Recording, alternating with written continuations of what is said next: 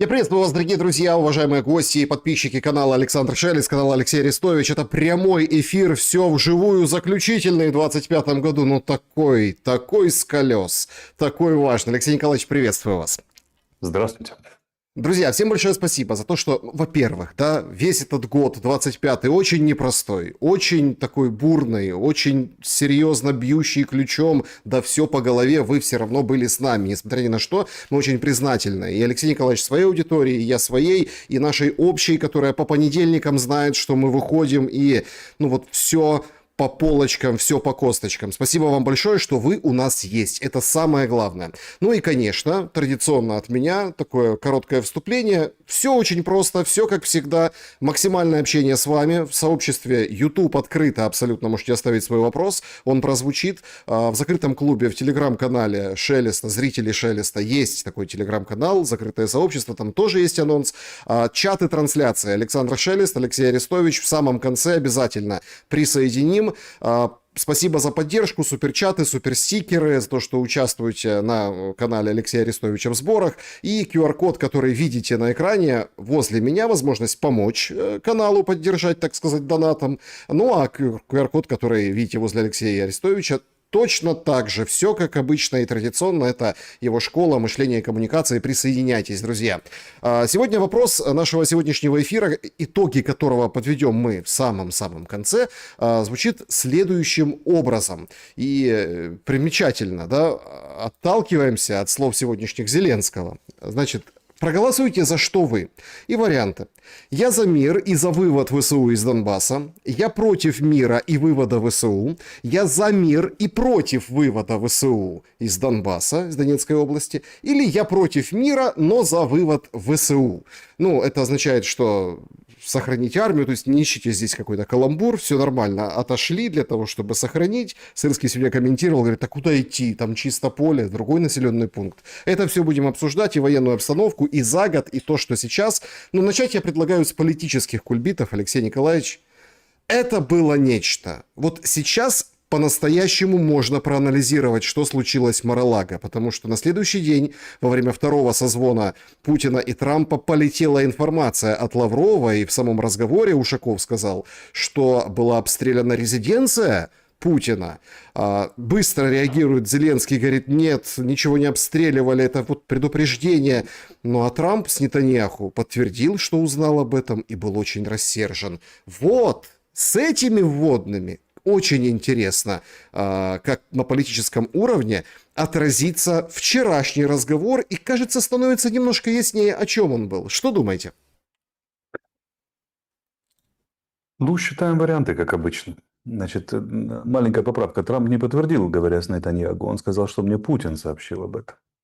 Он не ссылался на собственные разведывательные службы или на какую-то другую информацию и так далее. Нет, я имел в виду, он подтвердил, что он был разозлен.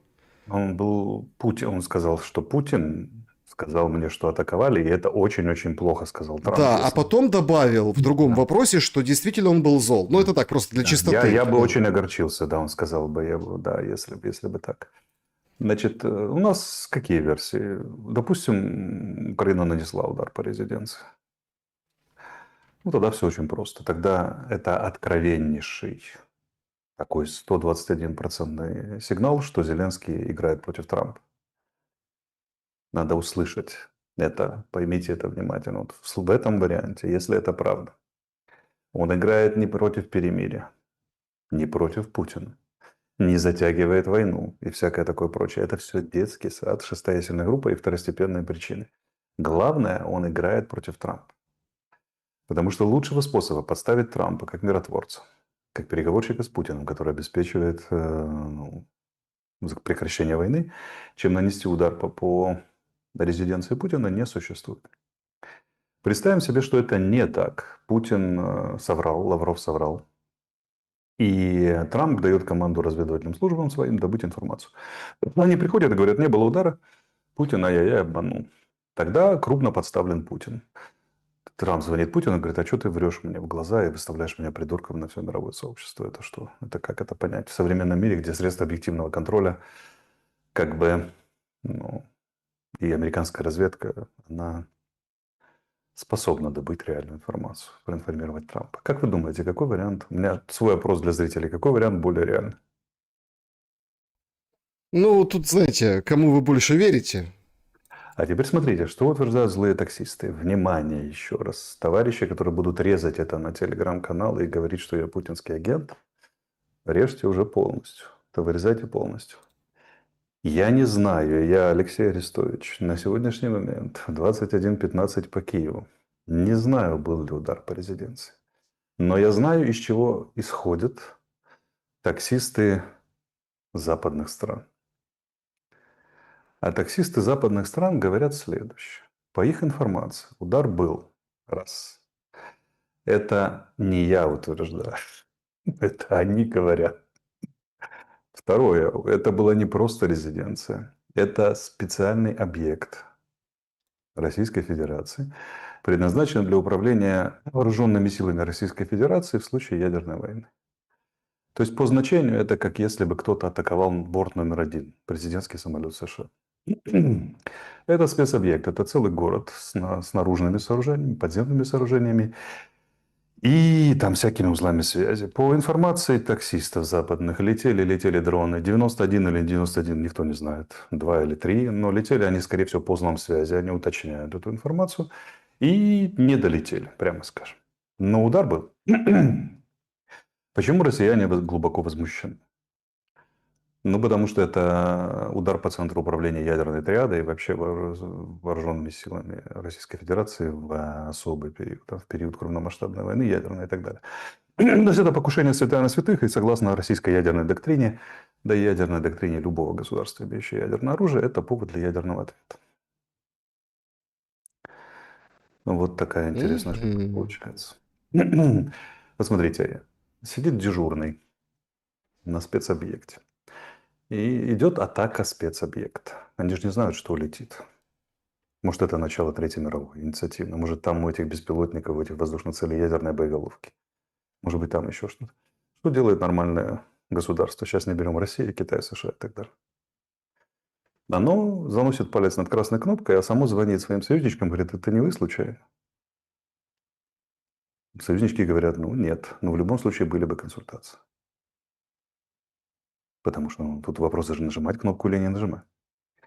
То есть я, конечно, не верю этим злым таксистам.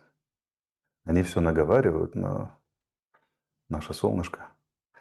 Но если, допустим, чисто для фантастического сценария, вот сегодня Новый год, почти мы можем пофантазировать, правильно? Как бы, да, это так, то получается, что это фантастическое событие, нереальное, повторяюсь, мы не верим ему, носит характер наиболее масштабной провокации со времен, наверное, я знаю, Ну, паутина была тоже, про что я помню. Карибского кризиса, может быть, или А, что-то вы, около... вы в глобальном. Не-не-не. Мгм. Удар по стратегической, по элементу стратегической ядерной триады. Это детский сад, нежели удар по центральному пункту управления. Это совсем, это вес немножко разный. Поэтому смотрим, что у нас происходило в это время. Ну, Арестович лежал на диване. Шелест, наверное, вел эфиры. Что же в Да. мире было? Сейчас даже трудно вспомнить. Какой-то там Трамп встречался с Зеленским. Ну, там что-то параллельно вместе с этим всем. Прямо вот синхронно в это время. И что же получается, эти таксисты врут нам? Они врут нам, что украинская сторона, повторяю, мы так с вами не считаем, Саша, это чисто их брехня, которую мы анализируем. Украинская сторона в этой брехне, которую они говорят нам неформально, устроила грандиозную провокацию против самого факта переговоров и посреднической миссии Трампа. И если это так в этом фантастическом фильме, и мы исследуем эту брехню, чисто вот этот вот лживый и псошный российский нарратив, продавшегося Путину Трампа, то что получается? Что Трамп выглядит полным дискредитированным джентльменом в этой ситуации, который не способен обеспечить качественное прохождение переговоров и отсутствие провокаций. При том, что он обещал, скорее всего, визави второй стороне, что действия против сути и содержания переговоров предприняты не будут. В свою очередь делаем следующий шаг, исследуем нарратив всех этих гадких людей, которые сочиняют про нашего святого президента нехорошие вещи.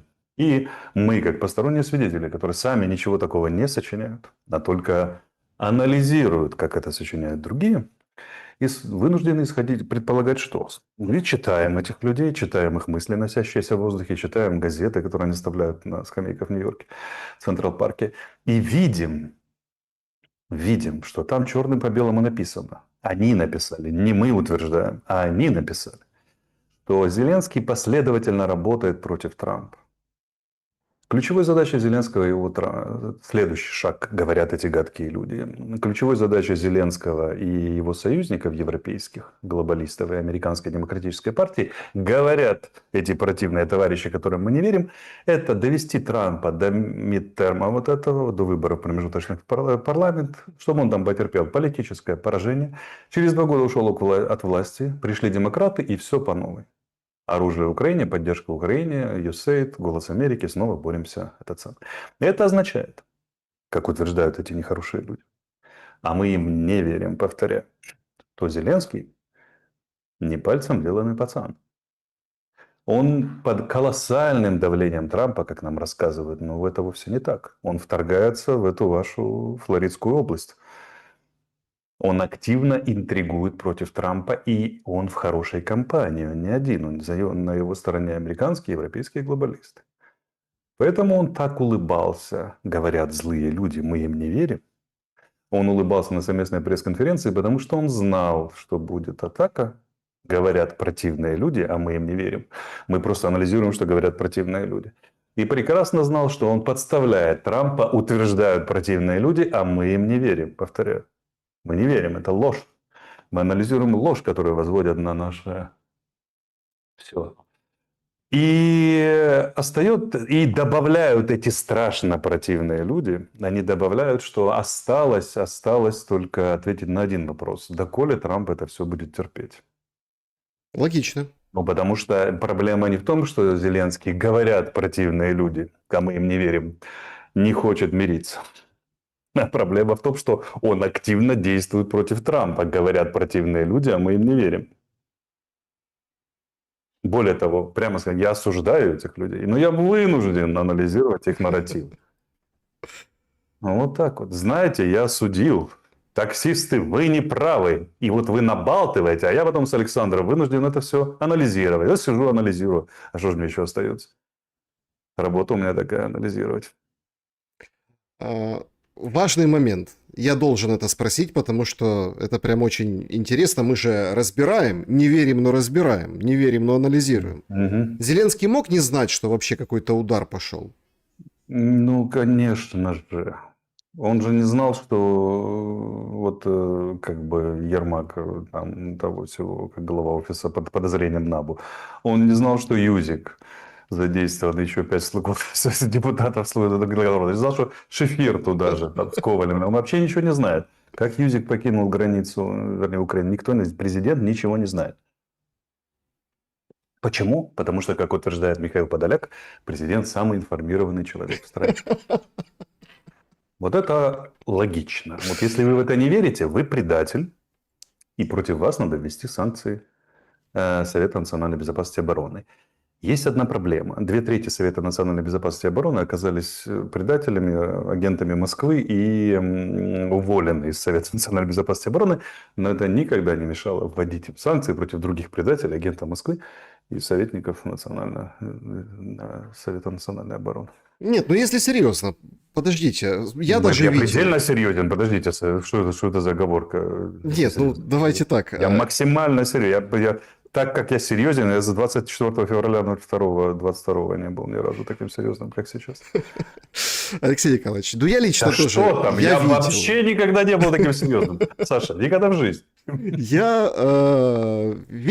лично видел в сводках телеграм-каналов, там есть же мониторинговые каналы украинские, есть российские, это все как бы можно отследить, что были пуски дронов и были сообщения о воздушной тревоге. Вот где-то радовались, кричали. Да, и все говорили, летит. вот вам, ответ за Киев, все кричали.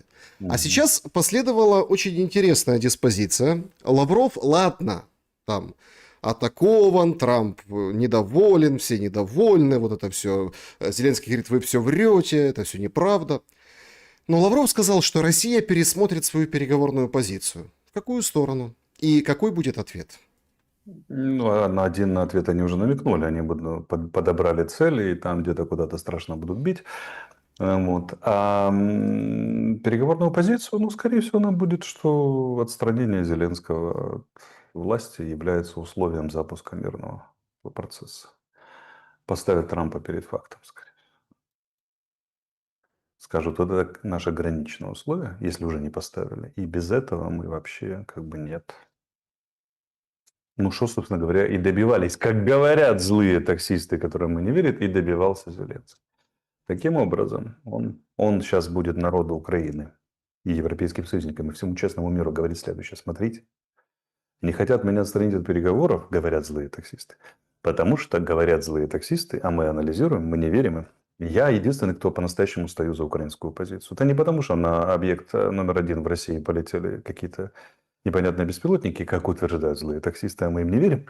А потому что я такой честный, принципиально защищаю страну. Теперь смотрите, любой коррупционный скандал, даже мой голос на пленках, это что? Это провокация. Это смонтировал искусственный интеллект. Трамп вместе с Путиным коварно объединились и хотят снять меня, потому что я отстаиваю интересы Украины. Вот только поэтому. То есть, это прививочка внутри, чтобы, говорят злые таксисты, а мы им не верим, чтобы, так сказать, усидеть. Второе, это прямая провокация против Трампа. То есть, одним красивым ходом, говорят злые таксисты, а мы им не верим, он решает две задачи. Укрепиться в кресле президента Украины, который он занимает, и пошатать Трампа в кресле президента США. И рискованная игра очень. Ну, а у него какие варианты, говорят злые таксисты? У него вариантов-то и нету, собственно А говоря. вы как думаете, он это мог сам придумать? Да, как бы советчиков-то, слава богу. Может, Юзик, уезжая, записку оставил. Может быть, там еще что-то. А может, Минтич смс-ку набрал. Же прижал его там Миша Ткач на пляже. Он говорит, подожди секунду, Миша, дай, сейчас надо президенту очень важно послать. Послать? Может, я прочитал. Может, тоже в газете прочитал. Мало ли. А, Может, на салфетке было написано. Смотрите, тогда надо... Вот прям я ждал сегодняшнего дня, чтобы с вами обсудить вот эту встречу Трампа и Зеленского. Тогда надо понять. Тут же понимаете, в чем еще такая штука, такой деталь такая, а Трамп ее подчеркивал постоянно, что это было кушанье, ну, как бы, да, трапеза была. Им подавали торт Трамп, которым они, ну, в общем, наслаждались. Им подавали там стейки с картошкой фри. Это в меню было написано. И Трамп подчеркивал, ваши такие большие генералы, ваши большие, они прям хорошо покушали. Ну, вот так вот им постоянно, понимаете? Когда кормят человека, ну, чтобы он был добрее и расположеннее. Поэтому у нас застолье, ну, вот принято, да, вот. Поэтому, когда праздник, это стол, когда все сидят, все едят. Когда человек ест, он как бы честен. Ну, ты не можешь вкушать еду, любую, да, и лгать. Пищеварение не будет работать. Это вот такой маленький экскурс, да, в историю, почему, откуда эти все деловые ужины и все остальное. Получается очень обидная картина, потому что если вот таксисты правы, а мы им не верим, Мы не верим. то Зеленский приехал домой к Трампу, чтобы его обмануть. Тогда, Подожди, это же таксисты так, Саша, это же не мы с вами, правильно? тогда какие выводы можно сделать после этой встречи? Да вывод один. Злые таксисты его давно уже сделали. Доколе Трамп будет это все терпеть. Потому что это уже не, как говорят злые таксисты, а мы им не верим. Это уже не защита Украины, это уже атака Трампа. Это немножко разные вещи. А мы им уже не верим. Ну, по поводу свежих заявлений Трампа, действительно, он там пошутил в разговоре, что, да, типа, хорошо, что я не дал томагавк. Смотрите, есть соображение чисто уже от Алексея Арестовича. Да. Все, что сказал Трамп до известия об ударе, был он или нет, мы не знаем, и не имеет значения. Удар полностью меняет контекст произошедшего. если он был. Поэтому он говорит, хорошо, что ему не дали томагавки, они томагавками еще куда-то не прилетели, но это же заявление, оно в пользу какой версии работает? Что Трамп не знает, что был удар, или знает, что был удар, когда он говорит, хорошо, что это томагавки. Я, конечно, не знаю, была ли атака, но хорошо, что я томагавки не дал, более сильное оружие. Оскорбление – это одно, но атака на его дом – это уже другое. Сейчас неподходящее время ни для первого, ни для второго, заявляет Трамп о нападении, отмечает, что не одобряет подобные удары, и переговорный процесс по урегулированию на Украине вступил в чувствительную фазу. И подобные действия осложняют диалог. Какие тогда перспективы у нас под занавес 25-го года? Перспективы одни. Трампу предстоит ответить на вопрос, что делать, если, первое, россияне выставили, два вопроса. Что делать, если россияне выставили условием граничным устранения Зеленского для дальнейшего развития переговорного процесса. А второе, что делать, если с ним, видя, что Зеленский предпринимает прямые действия против него, атакующие действия, шатая его на посту президента США, ломая его политику, внутреннюю, внешнюю и так далее. Вот два вопроса, на которые предстоит ответить Трампу. А мы с вами посмотрим, проанализируем. Я тогда вот такой вопрос задам. Как вам кажется, Трамп может скинуть Зеленского? У него ограниченное влияние на Зеленского по одной простой причине, что у Зеленского есть огромная фига в кармане. Европейцы, которые мечтают скинуть Трампа, привести обратно к власти демократа, вернуть евроатлантическое единство, бла-бла-бла, всякое такое. И упорно работают на слом политики Трампа. А может быть и на слом самого Трампа как президента. Это серьезный козырь. Его на кривой козе не объедешь. Поэтому Трамп в нелегкой позиции.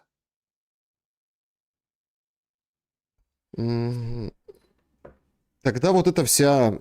Мы заметили все на итоговой пресс-конференции и на встрече у крыльца, то, что было публично, то, что было на трансляциях, тема выборов не поднималась. Зеленский пропихивал тему референдума. Ну так Трамп может согласиться и на выборы, и на референдум, просто сыграть по-другому. Или отстранение, устранение, ну, скажем так, отодвигание Зеленского будет идти по сценарию жестче. Мы не знаем, по какому сценарию они пойдут. Они сейчас будут принимать какие-то решения, потому что если удар был настоящим, то ситуация принципиально изменилась. Более того, допустим, удар был не настоящим, но если россияне выдают его за настоящий и отныне ведут свою политику, организуют так, как будто он был, то это уже фактор все равно смены переговорной рамки радикально. Поэтому он будет вынужден отвечать на эти два вопроса, он будет вынужден предпринимать какие-то действия. Ну, давайте посмотрим, какие действия у него есть. Но он же не будет наносить удар по Киеву, Трамп, правильно? Не будет. Значит, вариантов у него не сильно много. Меняется только последовательность. Первое – запустить референдум при действующем президенте Зеленском, чтобы иметь ну, как бы народное мнение, которое неотменяемо. Референдум носит высший статус, выше Конституции. Против него невозможно возразить, против результатов. Единственное, что если он будет сфальсифицирован. Второе, и это будет доказано. Второе, например, он немедленно начинает или скоро начинает программу по дискредитации Зеленского там, через аппарат НАБУ, публикацию различных пленок, откровений и так далее. Ну, возможно, вводит персональные санкции против Зеленского там, и так далее. Дискредитирует его как фигуру управления, старается дискредитировать. И доводит до ситуации того, когда парламент вынужден будет украинский определиться, например, импичмент начать президента. Процедуру импичмента. Вот. Но это настолько размытый и рискованный шаг, что, я думаю, первое, им понадобится значительное время на то, чтобы, в принципе, сориентироваться. Выработать программу и начать действия. И когда они будут, то есть, как бы не с месячишка там могло бы занять, а может быстрее, может позднее, никто не знает. Но Трампу нелегко. Фактически речь идет о том, что президент независимой страны, которая находится в тотальной зависимости от Соединенных Штатов, обладает серьезными рычагами за счет европейских союзников и статуса президента страны, ведущей обороны против коварного агрессора Путина, некоторое моральное право, некоторую поддержку, сама республиканская партия расколота. Сейчас интригует и ведет дело к устранению Трампа от президента, с должности президента США. Провал его политики и как бы устранение дальнейшее. Ну, то если так оценивать ситуацию, то, очевидно, действия будут, какие мы не знаем. Но единственное, что у них всерьез остается, это как бы обнародовать материалы, которые дискредитируют президента Зеленского. Вот какой ужас. Потому что мне понравилась формулировка кого-то из украинских спикеров позавчера, типа, НАБУ вот пришло с обысками в квартал, они хотят шантажировать президента Зеленского перед лицом Трампа в момент важных переговоров. Сразу хочется задать вопрос, а что, есть чем шантажировать? Как же так? Ай-яй. Если бы нечем шантажировать, можно было ничего не бояться, правильно? А так речь идет о том, что шантажировать окей, но только вы же подбираете дни, правильно? Для раз уже, когда он полетел в гости к Трампу. Да, поэтому вечер перестает быть томным. Вопрос, как поступит Трамп. Мгм. Я еще один аспект хочу присовокупить, так сказать, Мгм. к этой теме и попробуем масштабироваться и проанализировать год и вообще проанализировать другие события.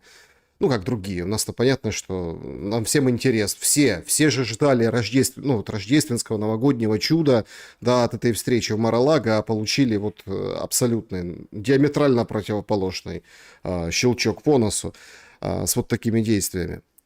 Тогда вообще вскрывается вся сущность заявлений в рождественский, как бы единственный рождественский сочельник в Украине, что украинцы и сам Зеленский вот желают, чтобы Путин сдох. Сканав по-украински.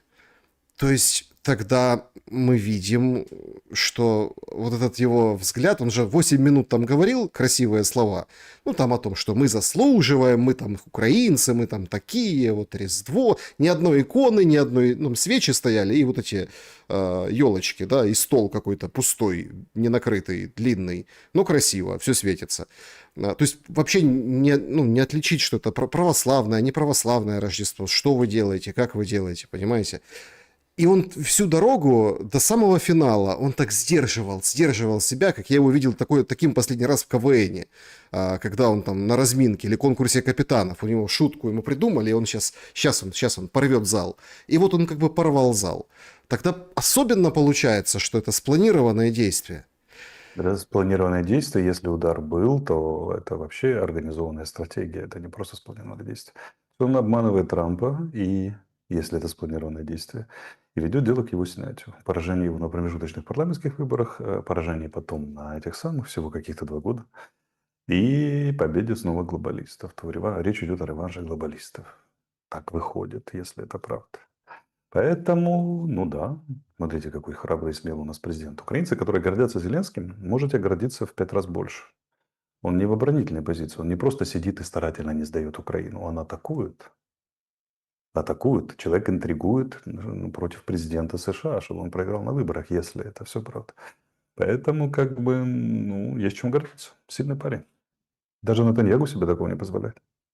О да, Нетаньяху по-другому себя ведет сегодня встреча. А когда это стало понятно? Вот у меня есть четкое ощущение и прям дата, когда, может быть раньше, может быть вы не согласитесь, что эта вся стилистика поведения официально была оформлена и выдана как программа 24 числа августа месяца в День независимости Украины. Ровно тогда на всю страну всем Зеленский заявил, что мы не жертва, мы боец. И вот с этих пор вот, собственно, и началось. Как вы оцениваете, да, как вы оцениваете этот год с позиции жертва и боец? Все началось сильно раньше. Я вам предлагаю другой вариант. Когда была избирательная кампания в США, Зеленский явился с делегацией украинской на завод General Dynamics, поддержав, как республиканцы расценили это как поддержку чего? Демократического кандидата. Камалы Харрис. При том, что General это республиканцы, это как бы военное производство, это квинтэссенция спонсоров республиканской партии. Это как бы святая святых и так далее. Они крайне негативно это все восприняли. Вот, это только из известных событий. Скандал в овальном кабинете. Это что? Как бы, да, и так далее. До этих звоночков они начали еще с Ермаком сильно раньше того, как Трампа избрали, как только избирательная кампания шла. В Америке это прекрасно знают. Опять же, злые таксисты утверждают, что Ермаку показывали в Вашингтоне, когда он еще туда ездил, показывали счета и транзакции, оплаченные прямо на антитрамповскую работу. Почему они хотели убрать Ермака? Потому что Ермак это организовал. как они утверждают в газетах, оставленных в Централ-парке. То есть никаких иллюзий лезть. Сейчас просто, когда Зеленский заручился поддержкой, видимо, европейцев и британцев, такой же основательный, полноценный европейцы, там, европейская вот эта вот вся Стар, Мерца и прочая, эта самая коалиция, Урсула фон дер Ляйен и прочее, когда они уже гарантированно решили, что работаем против Трампа, видимо, крылья у орла нашего молодого расправились окончательно. И вполне себе нормально интригуют против политики Трампа, против самого Трампа, работают на его поражение. Ну, чё ж, не воодушевиться. Можно и воодушевиться. Не каждый день, и не каждый президент Украины снимает президента США, правильно? И выигрывает войну еще у него. Это большое дело. Есть чем гордиться. Можно самому себе дать героя Украины. И героя Евросоюза заодно. Если Украина боец, то как-то бои проигрывались. И достаточно серьезно за этот год по линии фронта. Бои, может быть, где-то пытались выиграть в каких-то медийных спорах, но на поле боя ситуация за весь год плачевная. Да не, как плачевно? С точки зрения кого она плачевна? С точки зрения объективного контроля. Сколько мы имели на декабрь, 28 число, территорий и Смотрите, населенных а они пунктов. могут считать иначе. Я просто вот, чтобы вы понимали, как они мыслят. Они могут считать, что при поддержке Евросоюза вооружение, военная техника, деньги. Криво, косо, плохо. Ну, будем отступать, так же, как отступали. Может, в 2 раза более ускоренными темпами. Но пока русские возьмут Запорожье, Россия. Пока они возьмут Донецкую область. Пока они возьмут Краматор-Славян. Изюм. Это еще 1,5 года. Ну, Покровск год с лишним брали. Уже поди возьми миллионное Запорожье, да, там, или Славянско-Краматорскую агломерацию. Ну, а тем временем Трамп все проиграет, и как бы и все. А дальше вернутся демократы, и снова много вооружения, много техники, и снова Путин мировой злодей, и все мы снова победили. А самое главное, я все это время у власти. Логика понятна. Однако, понимаете, тут какая еще история? Люди как-то в армию идти не шибко хотят. СЗЧшников много, состав, ну, личный состав, просто дыра на дыре, и это признают все и видят. Это да. И тем не менее, даже в этом положении финальная операция взятия Покровска очень тяжело давалась россиянам.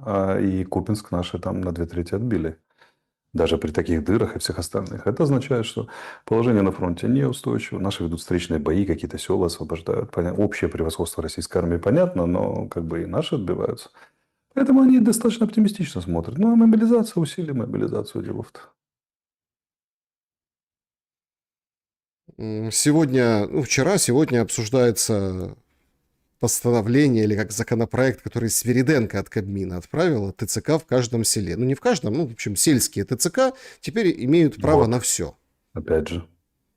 Так села выбиты, многие села вообще без мужиков, а ТЦКшники есть. Ничего, мы, значит, этот самый... Главное, что в засаде сидеть. Или какой-то мужичонка пойдет, хлопс, и ты уже герой. Ты уже спасаешь Украину от путинской навалы. И так далее, и так далее. Смотрите, они считают, исходят из того, что у России грандиозные экономические проблемы. За год, за 1,5, за 2 станет еще хуже. Она вообще вся рухнет напрочь. Тем временем они уберут Трампа, агента Краснова, который подло интригует с Путиным. И снова воцарится сплошной глобализм. Украине задача продержаться. Теряя территории, да, города, но продержаться. А потом типа заберем обратно. Угу. Россия хрюкнет экономически, да, а мы как бы там Путин не вечен, где-нибудь что-нибудь назад отыграем. Ну, чем неразумная стратегия с их точки зрения? Вот с их точки зрения, исходя из их картины мира, вполне себе выглядит ничего так. Нет, ну это какая-то не украинская стратегия. Но она не сильно украинская, но это же общая стратегия. Как бы, Нет, да, я иначе имею в виду, все что крылья расправлялись у орла. люди, Да. которые не живут в Украине, люди, которые там смотрят на Украину как на... Ну, смотрите, в это уже все микроскоп. Вы просто... любили в микроскоп смотреть на бактерии вот эти, которые Ужасно. там... Европеи, более того, я когда увидел, как тогда смотрят в микроскоп тут на Западе, я как раз крепко задумался и свои мысли сразу вам и донес. Так вот, что я хотел сказать, что ну, в Европе развернулись такого масштаба программы, инфраструктурные военные проекты, что ну, им очень надо, чтобы Украина еще годик-два повоевала. Слишком много денег, их уже не остановить. не свернуть. Хочется, чтобы все развернулось, все на этом заработали дружненько и так далее, и так далее. Поэтому, да, они вполне себе, ну, что 2 года делов-то. Ну, повоюем еще 2 года. Ирак-иракская война, он 8 лет шла, слышишь, 9. И ничего. М, Ну, украинцы кончаются. Да они не кончаются. Нет, еще сколько, ну, смотрите, ну сколько еще вот этих, на что военные жалуются, посмотрите. На фронте 250 тысяч. Еле-еле разгребают. Энтузиазм погас, вообще ничего. Все плохо, кошмарно и так далее, и так далее. А в тылу, как они говорят, эти годованные быки там по ресторанам сидят, там миллион бронированных от киномехаников до там, работников торговых центров и так далее. Вот сколько полицейских, еще 300 тысяч. Вот их всех туда загрести и так далее. У нас огромный потенциал в Украине. Технически у нас огромный потенциал для мобилизации. Огромный. Женщин еще не трогали, ведь можно тронуть. Поэтому они говорят, ну да, плохо, криво, косо, будем терять, оборонять, что-то контратаковать. Там, ну, как это, ну, будем держаться. Уже, смотри, что нужно понять, что речь идет не о том, чтобы Путина победить, а о том, чтобы Трампа завалить. Больше, чем победить Путина. Мгм. Ну, это Вот, так-то... вот это надо понять, понимаете. Да? А там есть четкие сроки. Во-первых, промежуточные выборы в Конгресс. Во-вторых, там сколько ему там осталось, президент. Вот их политика. Вот на это она направлена. Путин – это второй вопрос в этом раскладе. Второй по значимости. Очень значимый, но второй. Первый – это Трамп. Справиться с Трампом. У меня к вам Но религию... Трамп им портит гораздо больше, чем примирение в Украине. Он вообще всю им малину портит, понимаете? Ну, Ну, конечно. он мировой порядок меняет, а они стейкхолдеры прежнего порядка. Понятно, за что люди борются, за свой кусок мяса. Алексей Николаевич, у меня к вам такой религиозный вопрос. Вы верите в выборы и референдум? Они пройдут вместе или пришествие будет по отдельности? Я, как это, агностик. Мне хочется верить в выборы, но я сомневаюсь. Никак не могу решить, да или нет. Вот, поэтому, да, слаб я душой, не могу занять ни одну из позиций. На самом деле, выборы вполне могут произойти. Зеленский рассчитывает и в них победить. Ну, вы же смотрите, с чего он исходит. Он исходит из того, что с Залужным как-нибудь договоримся. Там он не пойдет, например, на выборы. А тогда, ну, что-нибудь, раз, два, три, что-нибудь выиграю. Там. Тут Давид Арахамия недавно обмолвился, говорит, что военным очень, очень трудно будет выдвигаться на выборы, потому что их же надо откомандировать на 3 месяца, чтобы они могли вести агитацию. Для этого они должны в армии служить.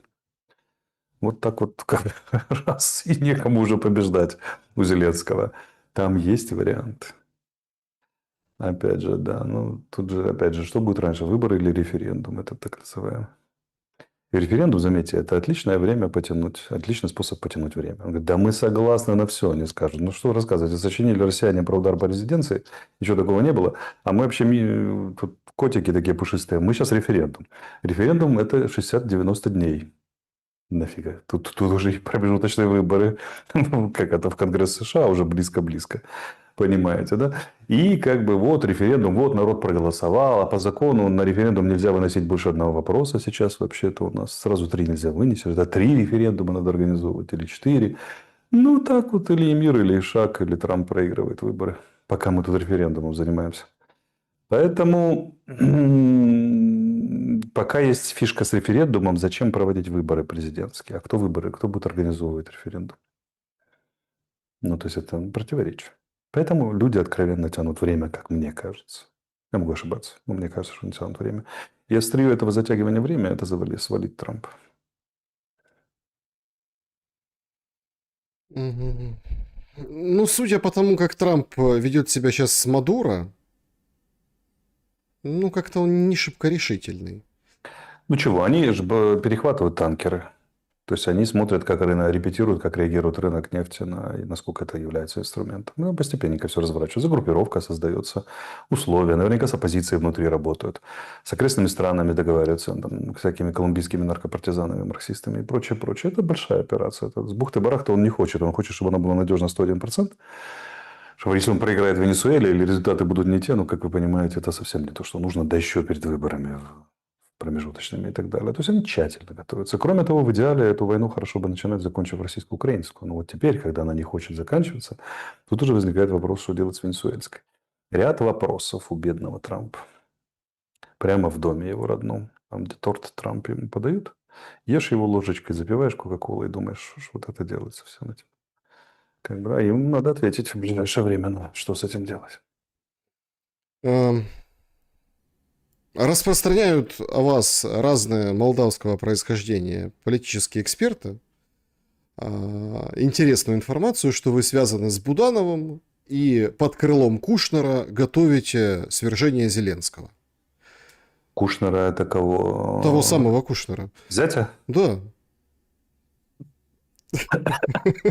Ну, слушайте, я просто решил с вами поделиться. Мне интересно. Кто такой молдавского происхождения? Это кто? Сергей Бонарь. Я даже не знаю, кто это. Вот. Ну, вот такой инсайт. Да?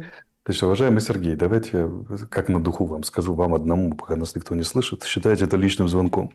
Мне настолько понравилось жить жизнью обывателя, что я не хочу никого свергать. А теперь представьте даже, что взяли, и я вот сверг Зеленского. Взял с Будановым и Кушнером, я сверг Зеленского. Что дальше? Ну, пришли во власть. Пришли, и что дальше? В качестве Ну кого? как? Ну, Посмотрите, за Будановым огромный аппарат. Он создал десятки, наверное, десятки тысяч лояльных себе людей, которые повязаны кровью, деньгами, разным набором действий в пределах и за пределами, прописанные в Конституции и так далее, и так далее. Ну, есть что поставить. У него союзники, у него аппарат, это огромная машина. А что я предъявлю? Команды нет. а вы... Команды нет. Подождите, Команды а нет. вы... У меня- Не, вы да, так А себе... я забыл совсем. У меня красивые глаза, говорят. Вот. В Вы... Инстаграме девочки пишут, что у меня красивые глаза. Ну, если это фактор в современной политике, то тут не поспоришь, конечно. Поэтому, да, можно свергать, и потом красивыми глазами что? В роли Миши Подалека, отвечающего за информационное это самое. Мне не нравится. Я там был, мне уже... Поэтому, ну что, как бы, ну, я вот... Хорошо, но дело даже не в этом. А что мы будем строить? Какую страну? Я могу назвать условия, на которых я могу вернуться во власть. С красивыми глазами или с очень красивыми глазами. И если в Украине начнут менять проектность на что-то более трезвое, чем вот это вот все, что там сейчас происходит в нашей любимой стране. Потому что, глядя на то, что творится в Украине, на инициативы политические, культурные, там всякие, вообще, как бы меня оторопь берет. Я начинаю понимать, что главной жертвой этой войны является не территории, а как бы когнитивный слой целой части соотечественников, не всей, но целой части. И у меня вопрос, мы собираемся это лечить, спасать Украину от вот этой части украинцев или нет? Потому что тогда мне все равно, чья фамилия. Даже если Сергей Боднар сам устроит переворот, договорится с Кушнером и с Будановым, и станет во главе Украины, и скажет: Алексей, мы теперь строим новую Украину, вот только на этом условии я готов рассмотреть. Почему? По той простой причине, что первый вопрос, который я поставлю любому человеку, предлагающему мне долю во власти: что будет с Ницой? Что будет с призывами к избиению русскоязычных детей в детских садах? Что будет с церковью? Что будет с ТЦКшниками, которые бусифицировали? Что будет с русским языком? Что будет вообще с культурой? Что будет с людьми, которые призывают к национальной розни в стране и так далее? Что будет с коррупцией? Видите, как много вопросов и как мало людей способны на них ответить. Поэтому не жди меня, мама, хорошего сына. Я влачу обывательское существование. Я настолько счастлив. Я вот дурак думал, жалел годик-два, что я вот вне процессов. Я думаю, что я жалел? Так классно. Вышел вечером в эфир, высказал собственное мнение. И пошел дальше валяться на диване. Новый год. в свободной стране. Мандаринки. Да, Которая, да. как бы жизнь прекрасна. Кого свергать? Ради чего свергать? Куда свергать? Ну как-то ради Родины. Нет, да, Родина. Ради какой Родины? Ради Родины, которая призывает избивать русскоязычных детей в детских садах, и им за это ничего не бывает, тем, кто призывает? Ради этих? Ради тех, которые митрополитов с сердечным приступом таскают на суд, не вызывая скорую или вызывая скорую с задержкой? Ради Родины, которая как бы, да, избивает мужиков каждый день силой, насилует, вообще каннибализмом занимается по отношению к собственному населению? Как бы, да. Ну, что в налоговой сфере, что в социальной, что самое, что ни на есть, вот физическое и так далее, и так далее. Это, ну, как бы, эта Родина может от меня получить только доброе напутствие в ежевечерних 2 часах. Не ежевечерних, а понедельничных, и все. Родина, которая начнет все это менять и наказывать тех, кто все это делал, а с этой Родиной можно разговаривать. А пока она не опомнилась, ну, мы можем только мягко желать ей добра и счастья этой Родине. чем я и занимаюсь. Извините, но это прямой эфир. Я понимаю, что мы там сейчас... Мы Мгм. сейчас вернемся к таким глобальным вещам. Ой, вонючий киевский ублюдок пытается сорвать урегулирование конфликта. Он хочет войны. Что ж теперь, по крайней мере, ему придется скрываться до конца своей никчемной жизни. Это Медведев проснулся. Да, да. Я так Понимаю, да. понимаю, что понеслась. Мгм. Алексей Николаевич, Да. ну, я так понимаю, Да. смотрите, после этого, ну, там, удар орешником, ну, никто особо, все поймут, например. Ну, смотрите, если мы опасаемся крупного и серьезного удара по центрам принятия решений в Киеве и началом открытой охоты за Зеленским, то это очень вероятно со стороны Российской Федерации. Это очень вероятная вещь. И позиция россиян понятна. Они заявят, что Зеленский должен быть отстранен. Это является условием вообще продолжения мирных переговоров. Скорее всего, будет так. Гласно, формально или неформально, неизвестно. Вот. Но Зеленскому же только этого и надо было. Вы так думаете? Ну, конечно, потому что логика же очень простая. Он скажет, смотрите, если условием продолжения переговоров являюсь я, ребята, посмотрите, я же единственный, кто не дает сдать Украину. Все, можете вываливать любые пленки про меня. Это все сочинили гады негодяи, потому что я вот стою. А даже если не сочинили гады негодяи, скажут народ, все равно он коррупционер, но все равно нас защищает. Вот таких голосов сегодня уже в ленте было миллион. Что да, пусть воруют, ради бога. Причем такие дилеры общественного мнения с синей галочкой. Как бы везде, где только можно. Да, пусть воруют, но он же защищает, не сдает нас Трампу и Путину. Все этого достаточно. Таков общественный договор в Украине. Это надо очень четко понять сегодня. Точнее, часть Украины так считает, часть там российской оппозиции, добрых людей, всяких таких русскоязычных и так далее. Мы не знаем процент людей, которые хотят все это прекратить. Не знаем мы его. Вы говорите, что он очень большой. Что за Зеленский? 85. Я не знаю, какой он реально. Зеленский говорит, 85% хотят остановить войну. Ну, не ценой же. 82 не хочет выходить из Донецкой области, он Да. говорит. А сегодня, после того, как Медведев объявил охоту на Зеленского, фактически все еще поменяется.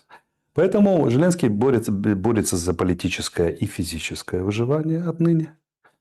А единственный его способ – это быть легитимизированным в глазах собственного населения, чтобы не было внутренних переворотов, и иметь хороших союзников вовне. У него в союзнике вовне есть Евросоюз. Это его очень сильно, частично помогает решать первую задачу – легитимизироваться в глазах собственного населения. И это обезоруживает Трампа с его возможными пленками. Новыми откровениями, там, мидичами, перемидичами и так далее, и так далее. Зеленский вообще неплохо играет, я вам скажу, против Трампа. Трамп делает раз за разом одну и ту же ошибку. Он надавливает на Зеленского, получает риторику мира. Ну, типа вот, да, все, вы даже избираемся, даже вот и прекращает давление. Такие вещи делаются вот так на раз. Как бы, да, поэтому он размывает, позволяет переориентироваться, позволяет передоговориться с европейцами и британцами, создать новое общественное мнение в поддержку страны. В общем, размазывает манную кашу по столу тонким слоем. Так не работает в политике. Вот вам и КВН. Да. Зеленский умеет играть. Хорошо, но Зеленский чемпионство в КВН не добыл. А в политике вполне себе, знаете. Он Во вице-чемпион во всяком случае, пока. у Маслякова. Вот совершенно неизвестно, что Трампу делать в этой ситуации. Вот реально сейчас. Да И прям чем дальше, неизвестно. чем дальше он будет тянуть с серьезными шагами, то тем больше будет этот самый. Смотрите, общественное мнение таково, если россияне дураки сейчас начнут реально охотиться за Зеленским, они ему создадут поддержку в 150%. Вот проблема в том, что у Москвы тоже там не 7-5 пядей во лбу.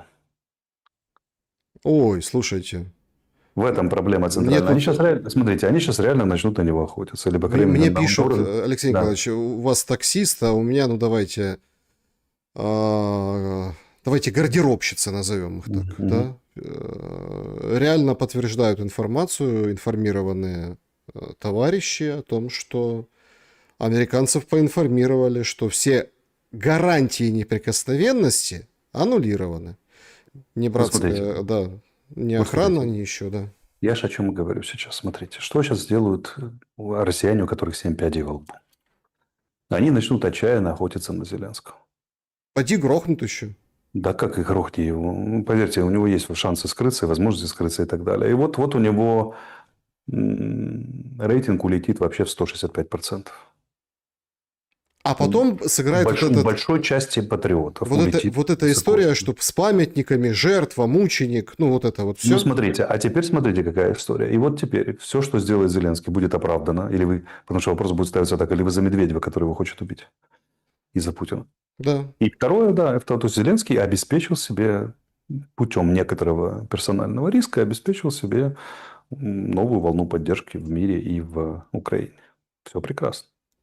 Кроме того, ну что Трамп? Трамп теперь берет и обнародует какой-то жуткий компромат. Давайте представим какой-то фантастический, самый страшный вариант. Прямой запись Зеленского, где он говорит, что украинский народ там это... Нехорошие люди. Арестович про него говорил когда-то, Угу. и за что он извинился, не забудем, да, ну и так далее, и так далее. Он скажет, так это все или монтаж, часть скажет монтаж, а часть скажет, ну было, но он же покаялся, а теперь смотрите, как нас защищает и постоянно подвергается личному риску. И все. Ход практически беспроигрышный. На самом деле мы должны себе отдать отчет, что это очень яркий ход был, очень точный. И теперь Трампу нелегко, гораздо более нелегко, чем раньше, когда он думал, что он уже уговорил Зеленского и объявлял до встречи Мар-а-Лаго, что вот мы уже почти договорились. Ход на самом деле очень талантливый. Надо было просто, получается... Ну, Надо было просто безумных россиян, которые, я же говорю, тоже, мягко говоря, одна извилина и то от фуражки, довести до обмена гарантий и персональной угрозы Зеленскому. Ну, рейтинг Зеленского улетел вверх. Считайте. Ну, что вы серьезно хотите быть... Если вы против президента, вы за Путина, который хочет его убить. Все еще проще стало. Намного более просто. Конечно, это на повышение ставок. Их бесконечно повышать нельзя. Рано или поздно ты стукнешься в потолок. Но пока временно это ход. А жизнь такая сложная штука. Вон Тайвань начинает учение, вернее, Китай возле Тайваня. Россия уже сказала, что его поддержит. Это может быть ответ на Венесуэлу, между прочим, и так далее. То есть в мире может такое закрутиться, что Зеленский и дальше будет сидеть годика 2. А там и Трамп, глядишь, не переизберется, а может еще что-то. На это-то идет расчет. Очень рискованная игра, но играет он просто молодец. Этот КВНщик скромный. Я серьезно говорю, без всякой иронии. Это очень сильный ход с его стороны. Очень сильный. И просто, знаете, рефлексивное управление. Ну, вот, чтобы, если бы россияне были более тонкими политиками, а не сиди, я сам открою, они бы сказали, тут наверняка это какая-то провокация каких-то отдельных националистов. Президент Зеленский остается легитимной стороной переговоров. Погодите, вот И всё. я хочу, чтобы мы не следом от кокарды, да, от фуражки проанализировали. Россияне ведь так и делали. Всю дорогу. В Москве проходной двор. Подрывают генералов, лейтенантов. В Москве подрывают там известных людей, покушения на известных людей, просто теракты, да, где очень тихонько замяли определенные вещи, да, там, да, это какие-то исламисты, там, Крокус и так далее, ну, вот эти все вещи. То есть всегда какой-то след вроде как есть, но вроде как нет, понимаете? Даже россияне очень в нынешнем их составе очень прямолинейны и очень легко поддаются рефлексивному управлению. Вот атака на объект номер 1. И все уже запыхтели, уже ядерная война, орешник сняли от безопасности. Ну, так не делается. Не делается так политика. Они нарываются на то, что своего визави Трампа, с которым они почти уже договорились, там Арктика, Периарктика, Украина и так далее, они крупно подставляют сами Трампа этим самым. Ну, понятно, почему они... Их логика тоже понятна. Они говорят, Трамп, реши проблему с Зеленским. Это прокси-война, это твой клиент. Да, он остался тебе по наследству, да, от Байдена и от глобалистов. Но ты реши эту проблему, тогда можем двигаться дальше. Угу. Китай, Тайвань, 5-10. Если ты не решаешь, ну, тогда вообще что ты решаешь? Это вот такая логика. Путин позвонил Трампу, 100% я вам говорю. Смотри, это твои обязы. Перевожу на базарный язык. Это твои обязы. Если ты не хочешь, чтобы сейчас вот в ответ на Венесуэлу загремел Тайвань, а мы будем на стороне Китая, я тебе официально, я публично это заявил, сделай что-то с Зеленским.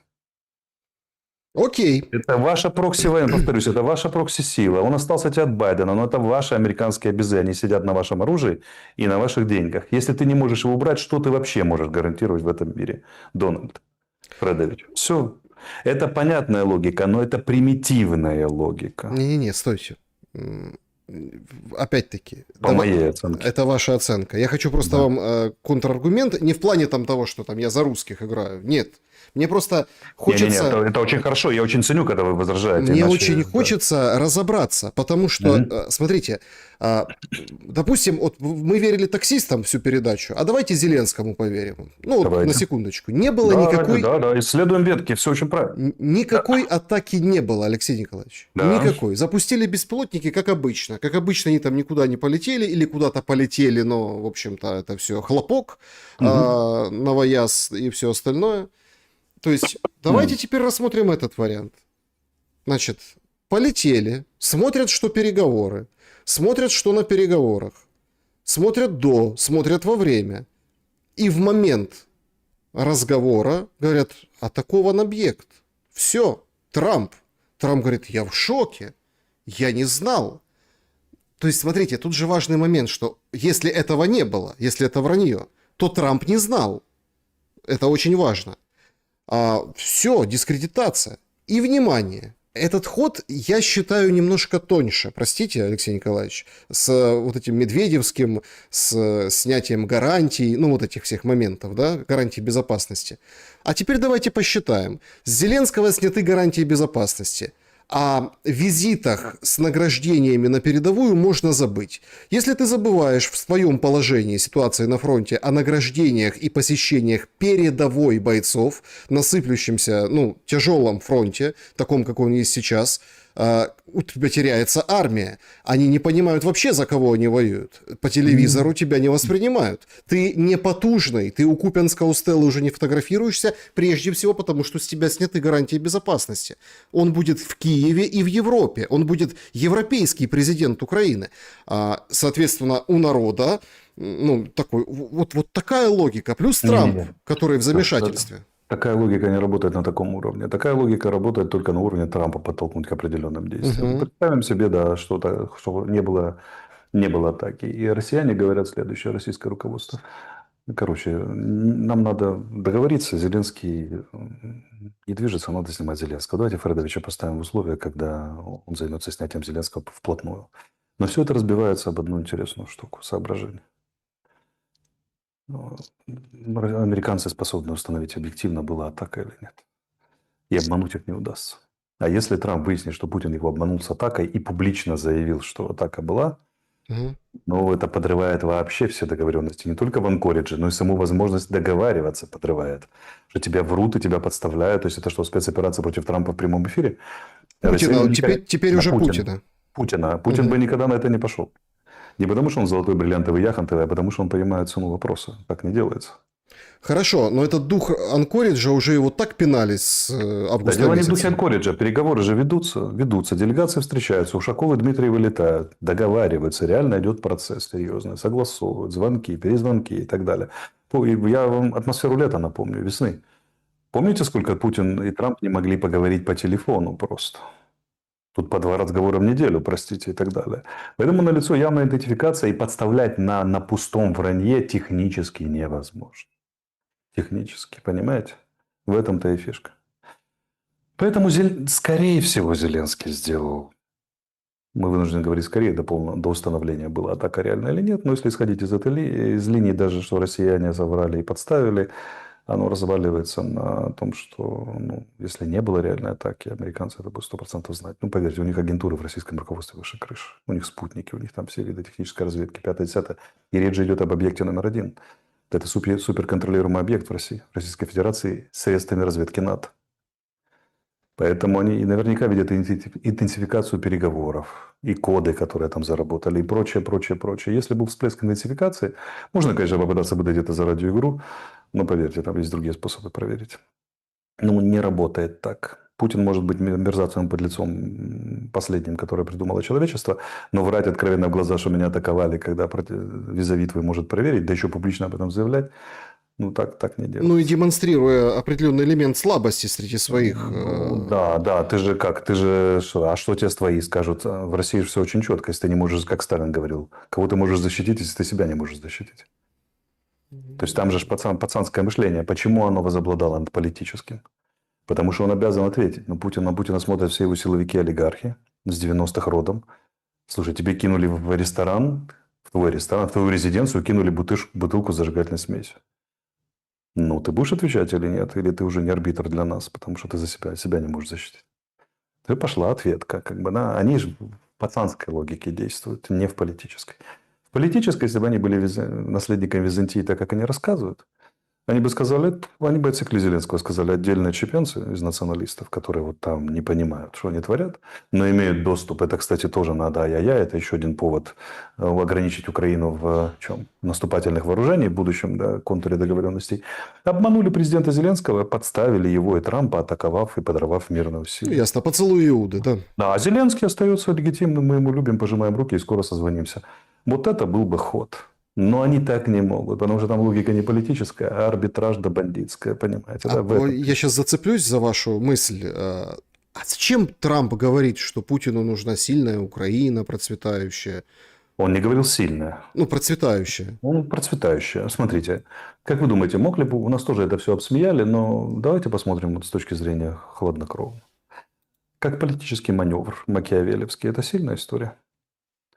Вот может ли некий лидер, не Путин, кто-то воображаемый, сказать следующую фразу: безопасность России на западных рубежах прямо зависит от безопасности наших соседей. Мы со всеми соседями мы строим свои отношения. С Финляндией и Швецией одни, с странами Балтии другие, с Белоруссией третьи, с Польшей четвертые. А братская Украина, напоминаю, братская Украина, говорит этот неизвестный нам лидер, прошла тяжелое горнило военного переворота в 2014 году, цитируя его, гражданской войны, специальной военной операции. И там, чтобы она не свалилась в махновщину, в гражданскую войну, которая выплеснется на территории Беларуси, Молдовы, Польши, России, нужно обеспечить социальные, экономические условия, которые послужат тормозом, естественным, для обнищания народа, социальных взрывов, новых переворотов и так далее. Поэтому мы за то, чтобы, говорит этот гипотетический лидер, ограничить вооружение, убрать у власти откровенных националистов, реваншистов, шовинистов, а простому народу, чтобы не бунтовал, да и просто из любви к нему обеспечить приемлемые социально-экономические условия. Например, дешевая электроэнергия как основу производства и как бы бытового благополучия. Может этот гипотетический лидер, чисто макиавелевский, сказать нечто подобное? Конечно, может. Более того, он бы так и сказал. И мог сказать. Ну, понимаете, и тут тоже надо обратить внимание на очень неровное поведение российской политики. Они являются заложниками своей системы. И недаром говорят, что любая внешняя политика, Макиавелли говорил, является продолжением внутрь. И Ленин это говорил, повторял. Почему? Потому что, когда нужно проявить тонкий политез византийский в международных отношениях, они достаточно коварные, у них все хорошо. Но когда, например, полетела по собственной резиденции, допустим, да, то тогда уже пацанская включается. И они не гибкие в этом отношении. Не гибкие. Это их слабое место. Но, с другой стороны, они рассуждают иначе. Первое, мы должны ответить за наезд. Второе, Трамп уже должен определиться, что он вообще собирается мириться и выполнять наши договоренности. Или каждая там шпана будет ему там его подставлять, нас подставлять и ломать наши договоренности. Это уже типа там Трамп, давай ты решай. Поэтому с пацанской логики у них все четенько. У них с политической недостаток. Они, видимо, считают иначе. Алексей Николаевич, я хотел бы с вами, вы так краем упоминали, просто у нас очень много вопросов, будем переключаться туда, но это очень важный момент. В контексте, сегодня такая чехарда произошла, это, конечно, на порядок ниже мощи этого информационного повода, но тем не менее. Запустили источники о том, что Залужный возвращается в Украину, 4-5 приедет, и это всегда как-то, ой, как странно, смотрите, какие контакты были с Трампом, как он его там подстебывал, подсмеивался над ним, как там Зеленский, в общем, себя повел. А еще не знали никто про эту атаку, про это все. А тут Залужного возвращают, мол, смотрите как. Так уже же опровергли. Ну, потом это опровергли, знаете. Но тут возникает другой момент, и важный, который я хочу с вами обсудить. Это вариант демонтажа того, на чем стоит власть Зеленского. Если мы, опять-таки, холодно посмотрим с точки зрения как раз-таки политического анализа, вот именно политического, то Зеленский, почему такой Зеленский? Не потому, что он такой крутой, а потому, что он разогнал парламент всех под зад коленом, Все не успели опомниться, понабирали, проголосовали за табуретку даже, фотографов каких-то там, не знаю, сексологов, разного рода специалистов, да, они все позаводились от бандитов, знакомых, кумовей, вот это вот все зашли, и это создалось монобольшинство. Потом зеленый принтер, потом начали грызться, и вот сейчас даже не догрызаются. Но НАБУ же помогает. Я вот читаю, когда вот свежее, да, вот немножко перед нашим эфиром было там 5 депутатов. Сейчас корректирует НАБУ. Говорит, от 3 до 5 депутатов. То есть Юзика они так официально особо не вспоминают. Вроде там какие-то обыски, что-то где-то. Это ближайший друг президента по кварталу 95. Но я беру количество. И так... Отсутствующая коалиция, монобольшинство, отсутствующая коалиция в принципе в парламенте подрывает вот эту ногу Зеленского, на которой стоит его власть. И как раз-таки, если они уедут, разбегутся, посадят, в общем, некому будет голосовать за продление военного положения. Давайте еще и раз. другие Вы законы. говорите, что опорой Зеленского является власть над парламентом. Конечно. Власть его оставить и заставить голосовать так, как надо, или власть разогнать. Да. Ну, я вам скажу так, главной угрозой Зеленскому является парламент. Поэтому, конечно, с парламентом он будет что-то делать, по большому счету. Вот и так далее. Но видите, как интересно становится со всех сторон. Посмотрим, что будет происходить. Вот. Потому что вскрылось огромное количество факторов, с которыми вынужден что-то делать парламент. Зеленский с парламентом. Парламент с Зеленским, Зеленский с парламентом, Трамп с Зеленским, Путин с Зеленским и Трампом и так далее, и так далее. Короче, закрутилась эта вся история. Что мы можем четко сказать? Если мы начинали это как анализ 25 года, что мы можем сказать точно? Что все идет по принципу сужающегося коридора. То есть, ход блестящий со стороны Зеленского, если оценивать его не в моральных категориях, а технических. Но Трамп и Путин стали догоняющими, Зеленский перелегитимизировался, но это ход на сужение пространства возможностей. Наука стратегии говорит о чем? Что стратегия – это когда вы делаете ходы, которые увеличивают пространство возможных решений или хотя бы сохраняют существующее. Все, что сужение, может казаться блестящей тактикой, но очень плохой стратегией. С другой стороны, на таких масштабах и на таких объемах, учитывая Китай, Тайвань, Венесуэлу и вообще прилет зеленых человечков, это рисковая стратегия, она же как это? Знаете, через 2 года могут сказать, что это был блестящий ход, который позволил снять Зеленского и победить, вернее, снять Трампа и победить Путина, отстоять Украину вместе с Европой. А можно сказать, что это был бездарный ход отчаявшегося диктатора, в кавычках, там, который, значит, это сам. Мы не знаем, мы посмотрим. Как тактически, это блестящий ход на сегодня, прямо скажу. Вот спровоцировать охоту против себя, это круче нельзя было ничего придумать. Теперь любой, кто что-то возразит против Зеленского, значит, помогает охотиться на него. Но это просто блестящая история. Друзья, подводим итоги нашего сегодняшнего голосования. Это в трансляции на канале Александр Шелест. Я напоминаю, что у нас две ветки трансляции. Пожалуйста, поставьте лайк и поздравляйте с Новым годом друг друга и в комментариях, и в чате. Значит, 3 белых коня. Да, 3 белых коня. Проголосуйте за что? За что вы? Значит, 2% против мира и вывода ВСУ. 4% за мир, но против вывода ВСУ из Донецкой области. 7% против мира, но за вывод ВСУ. То есть, зачем гибнуть за этот Донбасс? Резонанснейший пост, хотел с вами обсудить, но мы так во фронт не окунулись. Машовец написал о том, что ждуны... Там ждуны проклятые, да? Прячут российских ДРГшников, кормят их, поят, рисовывают позиции для них. И, короче, не просто ждуны сидят, ждут, а еще и как бы помогают оккупационной армии, представляете? Значит, тут 7% у нас в таком духе, типа, зачем воевать, давайте отходить, сохранять армию и так далее. И 87%, аудитория, как бы многоуважаемая, любимая моя, проголосовала за то, что за мир и за вывод ВСУ из Донбасса. Здраво же было отдать Краматорск и Славянск, получить все неземные богатства, все гарантии, все фонды, все эти неимоверные... А вот не может, говорят политические эксперты. Мы не знаем. И опять же будет это понятно через год, полтора-два. Смотрите, представим себе, что вот Трампу удалось снять, Путина победить, экономика крякнула, он пошел на соглашение, а Донбасс еще не взят. Ну, представим гипотетически себе, да? Вот. Или хотя бы взят Краматорск, а Славянск вот отстояли. Там линия разграничения. Хоть что-то оставили. Тогда скажут, что был гениальный ход мудрых европейцев и Зеленского. И вот Арестович и Шелест негодяи, сволочи, которые предлагали все это сдать. А мужественные украинские герои это отстояли. Это один вариант запишется в историю. Теперь представим следующее, что Донбасс потеряли в течение года. Ну, захватили остатки Донецкой области, там, подошли к Запорожью или взяли Запорожье. Крайне нехороший результат.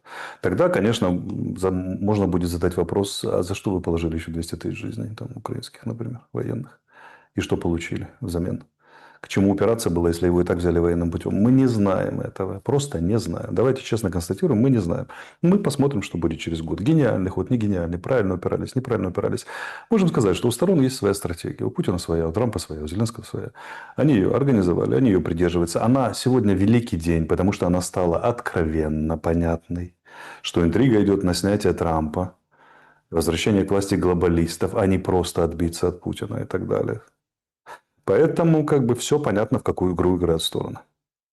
А вот дальше у нас с вами появилась блестящая возможность анализировать уже в рамках этой почти доказанной стратегии всех из сторон. Что у кого кто получилось, как выиграть, ну, мы будем с вами анализировать по ходу. Смотрите, сегодня важный день. Как сорваны покровы, все стало понятно. Ну, понятно, эту гипотезу уже, считайте, переподтвердились. Почему? Повторяю, даже если удара не было, но Россия пошла на это, то объявление охоты на Зеленского, снятие с него гарантии безопасности радикально меняет ландшафт и вообще всю переговорную рамку. Всю рамку всего этого конфликта. Я уже не говорю про заявление, повторюсь, заявление России, что мы поддержим Китай в случае войны с Тайванем там, и прочее. Поэтому рамка откровенно сменилась. Смена давно готовилась, организовывалась. Теперь понятно, что куда анализировать. Это редкий случай. Обычно приходится бродить в целом сонме вариантов, когда до конца непонятно, кто куда кого. Теперь понятно. Теперь и легче, и намного интереснее. Потому что сегодняшнее действие, было оно или не было, фактически отыгранное Россией, сегодня поставило ряд очень интересных вопросов перед всеми сторонами. Что с этим делать дальше? Как бы, да, особенно фигурой атакованной является Трамп. Он вынужден сейчас предпринимать какие-то фундаментальные решения для продолжения реализации своей стратегии, либо менять стратегию. Мы сейчас посмотрим, что он будет делать. И это интересно, по-настоящему интересно, без дураков. Ну и повторим, Зеленский играет крайне рискованную партию, но играет так смело. Ходы такие прямо молодец. Ничего не скажу. Не с моральной точки зрения молодец, чисто технически молодец. Вы бы такое посоветовали ему? Я Оказавшись в этом этапе... Смотрите, нет, я бы посоветовал сменить проектность. Это единственный совет, который могу дать ему и всем остальным претендентам. Нет смены проектности, мне вообще ни в чем с Нет, ничем. это же совет не про Невозможно, проектность, Алексей Николаевич. Да. Ну, это Это же... точно не про проектность, поэтому для меня это не имеет никакого значения. Для меня имеет только одно значение – смена проектности. Все действия на удержание проектности для меня автоматически плохие, даже если они гениальны технически. Все очень просто. Они для меня аморальны и плохие, даже если они технически сильны. Но игроки в этой войне делают сильные ходы. Путин наделал множество ходов сильных, технически сильных, не морально. Зеленский сделал только что очень сильный технический ход. Не моральных категориях, технических. Для меня все действия на продолжение войны и на отсутствие смены проектности в Украине аморальны по факту. Даже если это набор блестящий, цепь, созвездия гениальных решений и их реализация. Для меня морально любые действия или даже мысли, или даже слово направлены на остановку войны. И второе, на смену украинской проектности. Вот это, да, это я поддерживаю. Это к вопросу о всех следующих, которые считают, что я буду что-то переворачивать. Это там. Пока. Значит, друзья, вопросы от вас как бы полетели. Переходим сначала с клуба зрителей, потом сообщества и чаты. Вот в такой последовательности, поэтому заранее не пишите, да, вопросы в чат и трансляции, они просто улетят, а потом обижаются люди, почему не звучат. Так сказать, последняя возможность в этом году задать вопрос. Поехали, клуб зрителей. Значит... Андрей, Алексей Николаевич, петербургские таксисты поговаривают, что у Нетаньяху задача от некоторых сил из Лондона уничтожить Израиль, чтобы еврейские деньги себе не переманивал. Это как одна из причин. И будет это делаться через войну с Турцией или Ираном. Что вы думаете по этому поводу? Я даже комментировать это не хочу. Хорошо, с Новым годом вас, друзья, чтобы у вас было все хорошо. Ясно. Виктор, вопрос для Алексея. Вы один из немногих спикеров, который честно говорит, что, помимо прочего, среди причин войны выделяется развитие Украины как антироссии. Не выходит ли все так, что после наступления мира наиболее вероятный вариант, что Украина продолжит на травме войны ехать по этому же пути, все жестче и жестче закручивая гайки монопроекта, и это растянется на десятилетия, за которое вырастут новое поколение с соответствующими взглядами, на это и расчет. Не, на десятилетие не затянется, не вытянет Украина экономически, демографически и так далее. Но вполне может быть, даже более того скажу, это наиболее вероятный вариант, что проект антироссия закрепится, монопроект культурный будет только ужесточаться. И в этом трагедия Украины настоящая. Ужасная трагедия, против которой я борюсь, насколько я могу. Но, видите, Так, Алексей Николаевич, ввиду всего вами озвученного, насколько вероятен и возможен, оцените, пожалуйста, тактический ядерный удар России по центрам принятия решений или малой кровью все ну, по обойдется? Киеву они не будут бить тактическим ядерным оружием. Это резкая эскалация, смена всей международной рамки. На это они не пойдут. А вот всякими там орешник может прилететь. Там, то, что полетит баллистика по центру принятия решений, я думаю, практически 100%. Арестович сам хоть раз был целью, на которого охотятся спецслужбы, или он утверждает, что вызвать огонь на себя – это гениальный ход, это неудачное покушение, после которого будет обратка. И кому нужен его 150% рейтинг после того, как его самолет куда-то пропадет на просторах Бермудского треугольника? А вы думаете, так легко сбить самолет президента? А как зря его сопровождают истребители любой страны НАТО, как только он пересекает, взлетает из Польши. Это думаете, что президентов это щелкать как орешки? Это не так просто. Было бы так просто, их бы всех перещелкали уже. Мгм. Не, ну что-то может на борту взорваться, помним, как у Это, Пригожина. это, это очень сложно. Он же не на своих самолетах летает, на натовских, поэтому это непростая история. Как бы. Так, переходим к вопросам из сообщества YouTube. Друзья, спасибо, что пишете. Сегодня такой очень... Я специально это сделал, и очень много поздравлений. Да, немножко тоже будем зачитывать Тоже в конце поздравления. поздравим всех. И тоже сами поздравим Дождитесь. обязательно, друзья. Всем большое спасибо, что вот обмениваетесь этими поздравлениями. Это заключительный эфир 25 года, и очень здорово, что вы с нами были весь год. Это уже к зрителям, которые на YouTube. Значит, почему Украина позволяет профессиональным русским РДК со всем культом белогвардейщины и единой и неделимой быть, хотя вроде как борются с имперскостью? Спасибо. Потому что она говорит, что они антиимперцы. Как же антиимпер? Они ж просто пробиты, ну, Она такие. так, я же подчеркиваю, акцент на слове «говорит». Мгм. Когда надо, когда можно использовать, она использует. Все очень просто. Мгм. В Верховной Раде намерены создать новые законодательные акты, целью которых является обеспечение защиты украинской языковой среды. Предлагается сделать украинский язык доминирующим в общении внутри семей, а за несоблюдение этого правила, пишет Лена, установить санкции. Скоро нацисты запретят думать на русском языке. Законопроект этот не пройдет, скорее всего, потому что он прямо нарушает положение Венецианской комиссии, вообще прав человека и так далее. Они его могут подать отдельные невменяшки, но я сомневаюсь, что за него проголосуют. Но если проголосуют, то как бы и не надо далеко ходить. Вот вам укрепление монопроекта напрямую. Оно очень сильно поспособствует выигрышу войны, договоренностям и всего остального. В кавычках. Как планируете отмечать День программиста, спрашивает Матвей. День программиста с большой буквы «П» для меня это. Который все это запрограммировал и всем этим управляет. Ну, вот это намек на то, что Зеленский назначил На 7 Рождество января, да. православное, да, поставил, да, этот самый. Ну, бывает. Так. Вообще выдающийся теолог, да. Теолог, да. За заявление, да, его на этот самый, на Рождество 24-го, это было просто вершина теологии. Значит, Прорыв теологический. о какой Византии вы говорите? Сомневаюсь, что Трамп бы Византией занимался при атаке на свою резиденцию, как и любой другой лидер. Вы целый эфир превозносите Зеленского, ничего блестящего здесь нет, Оксана пишет вам. Оксана, если вы выйдете с Сашей в эфир, то я обязательно посмотрю. С вашей точки зрения. Спасибо, что смотрите меня. Пока. Да, Я ценю, особенно ценю возражения. если начнется война в Польше и Прибалтике, будет ли в таком случае война в Словакии? Она зацепит всю территорию Польши или частично? В Словакии, Да. по Словакии могут лупануть там чисто теоретически, потому что она боеприпасы производит, если будет поставлять. Но это уже такая отдаленная перспектива. Как бы да. Анна, Алексей Николаевич, за всю войну ни разу не было обмена пленными и телами на порядок выше с украинской стороны, даже когда Украина наступала. Значит, Россия не могла потерять в 2-3 раза больше солдат. Когда Украина наступала? Когда В Украина наступала? 22-м. Мы вообще пленных набрали только благодаря этим двум операциям. Там Херсонской меньше намного, и Харьковской там действительно поднабрали. Но я, насколько помню, тогда соотношение было... Мы когда вступали, там 15 тысяч было у наших в плену россиян, примерно числилось, и 600 россиян у нас на момент Харьковской контрнаступательной операции. А там мы поднабрали, там пару тысяч, несколько уже появилось, кого менять.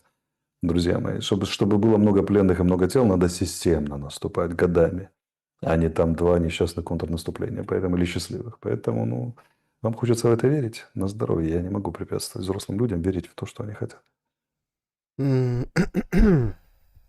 Мгм. Интересный вопрос. Алексей Николаевич, да все понятно с нами, нашего возраста. А как быть с большой массой до 30? Как им передать на их языке? На тиктоковском, рэповском, хип-хоповском и так далее. Они ж без образования, без языкопоказывания, без отрыжки, без мата и так далее не понимают сути происходящего. Давайте я попробую. Сейчас люди в 40 тупые. С ними что делать, Вячеслав? Эй, люди, я сейчас попробую хип-хопом доказать вам и рассказать точно, что происходит в этом мире. Не знаю, поймете вы меня или нет, но я постараюсь сделать это точно. Сегодня, брат, тебя обманывают все. Открой мозги, освободится задница. Пойми, что ты интересуешь только себя, и только тобой интересуются все.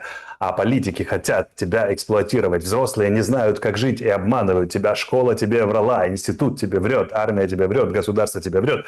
Открывай мозги, ходи в школу мышления и коммуникации Арестовича, в другие такие школы, и ты станешь свободным, брат и сестра. Раунд. Раунд. Да, значит, так, добрый вечер. В первом году, в 2001, Путин в разговоре с Бушем сказал, что вернет искусственное образование в Украину с состава Российской империи любым способом. Значит, в шестом, в разговоре с премьер-министром Израиля Ольмертом, он озвучил то же самое. Причиной нападения на Украину является не НАТО, не обида, что его недостаточно уважают, не смертельная угроза со стороны Украины, не так ли? Во-первых, Путин за эти 26 лет сделал очень большую эволюцию во взглядах, несколько раз их менял на противоположное, поэтому в отношении НАТО, например, сотрудничество с Западом. Он же недавно сказал фразу, что Россия только сейчас стала независимой. Это в конце 26 года своего правления, на секундочку. Поэтому еще, наверное, не раз сменят оценки, но если вы хотите проанализировать всю его там, политику за 26 лет, то уже времени нет. Что касается причин реальных нападений, могу вам сказать следующее. Это, с моей точки зрения, причиной реального нападения на Россию, вернее, на Украину, ближайшая причина стала невыполнение нами Минских соглашений. Это формальная причина, как бы, да, это раз. Вторая причина, это, вернее, более ранняя причина, это Украина как антироссия. Третье – это беспокойство, еще более отдаленное, беспокойство и более абстрактное, но тем не менее реальное, беспокойство Российской Федерации о безопасности своих западных границ, 5 волн расширения НАТО. Четвертое – это вообще еще более дальнее, еще более абстрактное, это общее понимание политиками Российской Федерации, что Запад и не думал считаться с российскими интересами в мире в целом, в отношении ее безопасности, а значит, нужно предпринять, и продвигался своими прокси-силами к границам России, угрожая ей непосредственно. Я повторяю, что это не мои мысли, а я рассказываю, как думает об этом высшее военно-политическое руководство России. Вот это перечень. Насколько он реален, насколько он нереален, обоснован, это широкий вопрос. Мою точку зрения знаете. В чем-то он обоснован, в чем-то он параноидален, в чем-то он... Но в целом, объективная часть имеется. Если бы мы были грамотными людьми, мы бы ставили вопрос, а не паранойя россиян, своей долей ответственности за происходящее. Потому что только жертва обвиняет всегда другого, даже если другой прямой агрессор. А разумный человек всегда ставит вопрос о том, а где доля моей ответственности в происходящем. И за свою долю он отвечает. Вот этого категорически не хочет делать Украина и категорически не хочет делать Запад. Поэтому меня не огорчает, что Путин агрессор. В мире полно агрессии. Мы грозимся агрессией против независимой Молдовы вообще, напасть на Приднестровье, что является молдовской территорией. И как-то нас, почему Венгрии угрожаем, как-то нас это вообще не смущает. Да, вот. А публично от высших должностных лиц у нас это звучит. А вот меня беспокоит то, что мы категорически не хотим рассуждать о своей доле ответственности за происходящее. Это означает позицию жертвы, а жертва – это всегда что? Котлетка, которую крутят на тарелке при всех ее блестящих тактических ходах и решают, где отрезать. Что Зеленский, конечно, сделал тактический ход блестящий, а за это заплатят украинские солдаты и мирные жители. Ну, мы же бойцы, мы же не жертвы. Мы, конечно, бойцы, да, но жертва вполне может быть бойцом. Более того, скажу, что большинство жертв крайне агрессивны и всем угрожают, и реальную опасность собой представляют. Поэтому сильные они добродушные обычно, это жертвы агрессивны. Поэтому давайте уже начинать разговоры, наверное, о том, какая доля нашей ответственности в том, что происходит в мире с нами, например. Не снимая ответственности с тех, кто на нас напал, спросим, какова доля нашей ответственности в происходящем. Ну, поскольку у нас такие эфиры эфир года, да, как бы такой заключительный, тут такие разные вопросы вам, и это прям очень интересно. Я вот согласен, что определенным, ну, если отодвинуть эту войну, хотя и в войне тоже используется уже искусственный интеллект, вопрос об искусственном интеллекте. Значит, модным, популярным стало во всем мире, миллиарды долларов вливания. Алексей, вы пробовали с искусственным интеллектом проводить свои дискуссии на тему войны и что в целом думаете о будущем? Спрашиваю, потому что самое интересное, там не буду все зачитывать. В общем, человек приводит ряд фраз. Короче, смысл в чем? Что когда просишь проанализировать чат GPT российско-украинскую войну, 80% как бы с российской стороны подается, а 20% с украинской. Это значит, у вас так настроено общение с ним. Потому что я пробовал это делать, он абсолютно нейтрально это анализирует. Вот. А вообще я с ним люблю пообщаться, я ищу границы интеллекта, всегда задаю крайние вопросы, там, ищу сломы.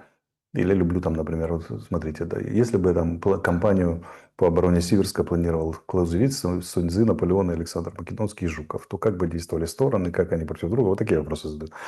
И ему приходится стараться. Он очень кастомизируется сильно, он очень сильно настроен на вас. Если он с 80% с российской стороны, друзья мои, значит, это вы с ним общаетесь так, что он занимает эту позицию. Потому что если вы общались с точки зрения нейтральности, как я свои эфиры веду, например, то он бы отвечал вам нейтрально. Он ваше отражение. Это мне напоминает, не в обиду, очень старую историю. Когда-то на одном форуме, когда только появилась контекстная реклама, то есть чем человек интересуется, то ему показывает, мужской абсолютно форум, военный такой, очень суровый, вылез чувак и говорит, а что за хрень, почему на вашем форуме все время реклама женского белья? Ему знающие люди подсказывают, говорят, Радо, это контекстная реклама. То, что ты ищешь, что тебе и показывают. Потому что я лично вижу шины зимние, зимнюю резину, говорю, прямо сейчас, и скрин присылает. Это к вопросу о том, как общаться с искусственным интеллектом. Значит, Валентина пишет вам,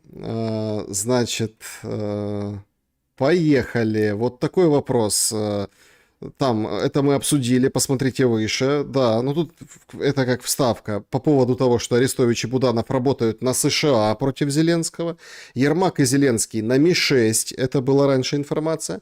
Частые поездки в Англию, дружба с Борисом Джонсоном, это как бы подтверждают.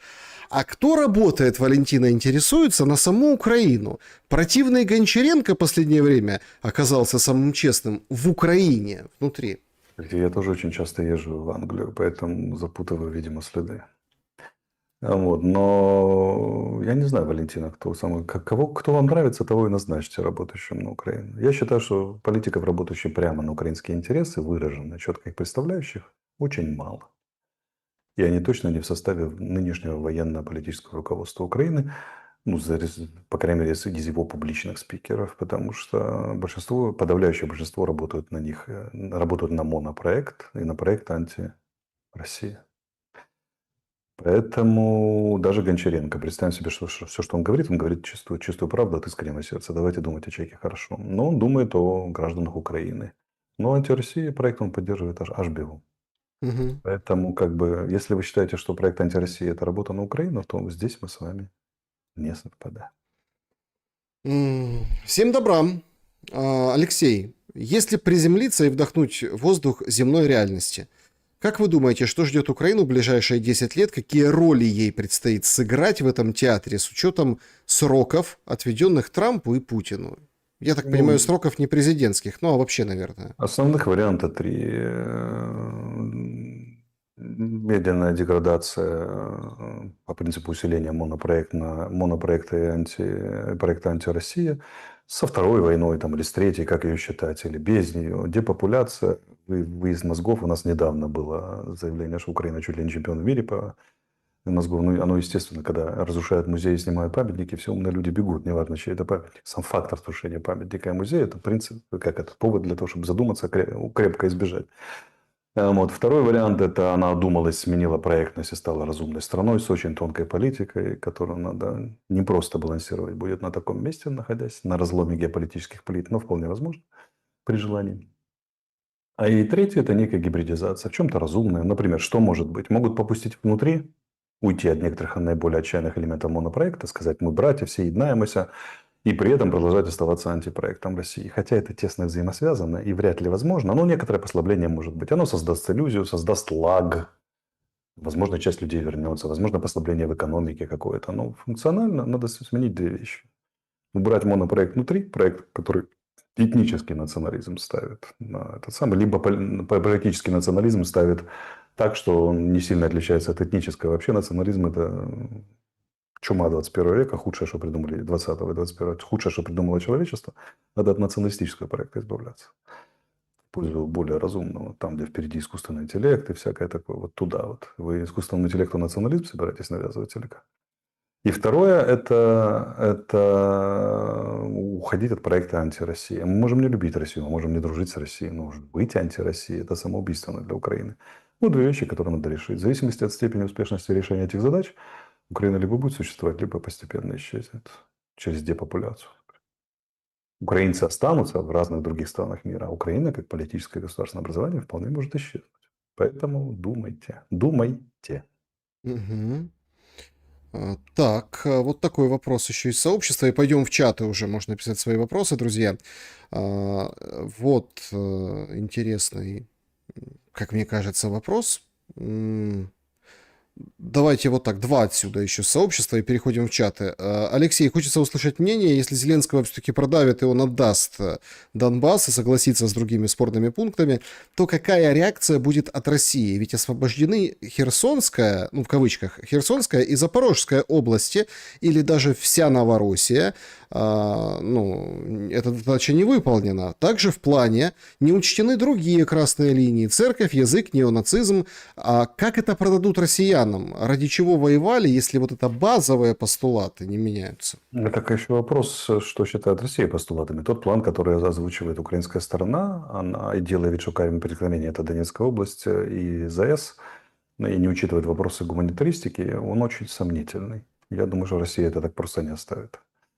Да, идиотская ситуация, да? Агрессор принуждает пострадавшую сторону выполнить ее собственную конституцию. Какая интересная ситуация, да? Что только история не закрутит. Но я думаю, что Россия не снимет это, а снять эту проблематику она может только за очень крутые бонусы. Посмотрим, что теперь будет с этим. Даже если мы обещали эти бонусы, то после сегодняшнего смены рамки посмотрим, что с этими бонусами будет в принципе. Так, и вот такой еще вопрос. Ваше отношение изменилось? Ну, короче, сил терпения Евгений пишет. Хороших новостей в новом году.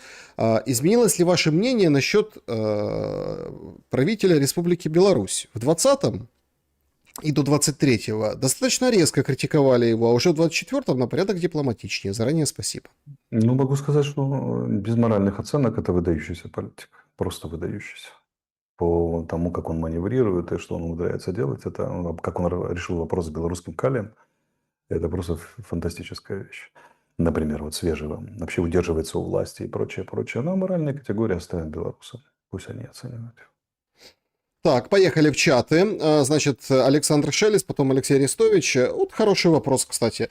Алексей, зачем нужны курсы Если есть книги, вы свои знания из курсов брали, разве могут развить критическое мышление курсы, когда в них заложены манипуляции автора?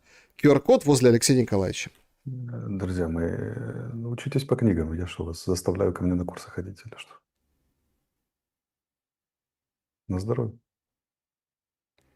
Значит, ну, опять-таки, смотрите, давайте так. Есть аудиалы, да, визуалы. Почему на курсы от живого учителя учиться гораздо полезнее, чем от книг, это отдельная большая тема. Могу вам объяснить. Человек поджигает человека, как свеча от свечу. Вот вам Маугли. Если ребенок потенциально, каждый человеческий, содержит развитие разума в полной степени, но если вы воспитали волка или обезьяну, он не может стать человеком.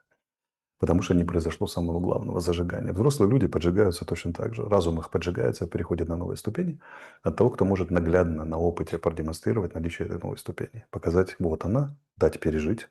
Ну, сказать, вот так мы сюда доходим. Это на курсах может происходить. На книгах это тоже можно, но это очень сложно сделать. Должен быть выдающийся автор и выдающиеся способности постижения. А, как правило, их и нет. Даже если автор выдающийся, нету способностей постижения того человека, который пришел постигать. Потому что если бы у него были способности постижения, он бы сам был таким автором, он был бы уже на той ступени. Вот поэтому живые курсы, они более полезны, чем книги. Но если вам не нравится проклятый манипулятор Арестович, не ходите. Я как церковь, смотрите, все очень просто. У меня для всех открыто, но я никого не уговариваю. Мгм. Вот любой, кто хочет, может зайти. Но я никого не зову. Я согласен. Вот я объясню тоже. Согласен с чем? Есть такое выражение, я не помню, кто сказал, но это очень расхожее выражение, что мне пообщаться с одним человеком равно 10 прочтенных книг. Любому человеку. Пообщаться с другим. Ну, имеется в виду раскрыть, раскрыться в личном общении. Это 10 прочтенных книг. Так То а что есть, пишут? Смотрите, книга – это же тоже диалог. Даже если это философская книга или справочник по сопромату, там все равно к вам автор обращается и что-то пишет. Вы все равно с ним в диалоге. Почему вы считаете, что письменный диалог лучше, чем живой диалог? Все, вот центральный вопрос, на который вам нужно ответить. В книге же не другой формат. Книги или диалоги – это центральное место художественных книг. Или если это публицистические книги или научные, то там автор к вам обращается с монологом, и, соответственно, у вас возникает диалог, когда вы ему отвечаете в мыслях. То есть, по сути, человек, который говорит, что на книгах учиться лучше или не хуже, говорит, что мертвый диалог лучше живого диалога. Вы можете оставаться на этой точке зрения. Я не смею возразить, вы знаете. да, нет, ну все могут свое выбирать, каждому свое. Жанет спрашивает. Смотрите, очень простая наглядная разница. Вы вживую смотрите эту передачу, можете задать мне вопрос, либо читаете ее стенограмму. Вот посмотрите на разницу. Да, значит, здравствуйте. В Украине все и вся переруганы между собой. Сама Украина переругана со странами-соседями. Как психолог, объясните, пожалуйста, этот феномен. Спасибо. Да что его объяснять? Если люди залезли в позицию жертвы, то всегда есть вторичная выгода. Вторичная выгода, главное, это моральная правота. Раз. Во-вторых, жертва всегда не должен быть виноватым у жертвы. Если нет виноватого, она не жертва. Поэтому они упиваются своей моральной правотой, те, кто ругаются, и что? И всегда должен быть виноватый. Он технически необходим, потому что без этого сетка координат не строится жертва. Ну вот и все. Поэтому, когда ты говоришь кому-то, что он виноват, а ты морально прав и во всех отношениях прав, то отношения не бывают хорошие. За этим нет конструктива. Люди не хотят помириться. Люди хотят иметь свою вторичную выгоду. Что люди растеряны, раздавлены, потеряны, не знают, как жить, всего смертельно боятся. И быть жертвой – это единственное спасение. Там моральная правота. И возможность сбросить ответственность на кого-то виновата. А вот вам глобальный механизм, который закрутили украинцев. Вы спрашиваете, будет ли Киев атаковать Орешником. Друзья мои, это ничто по сравнению с вопросом, как атакуют мозги украинцев десятилетиями. Ядерный удар каждый день, по несколько ядерных ударов. Это катастрофа, что с головами людей происходит и с душами. Но, видите, я как маленькая птичка лежу, ножки в небо поднял и удерживаю. Делаю, что могу.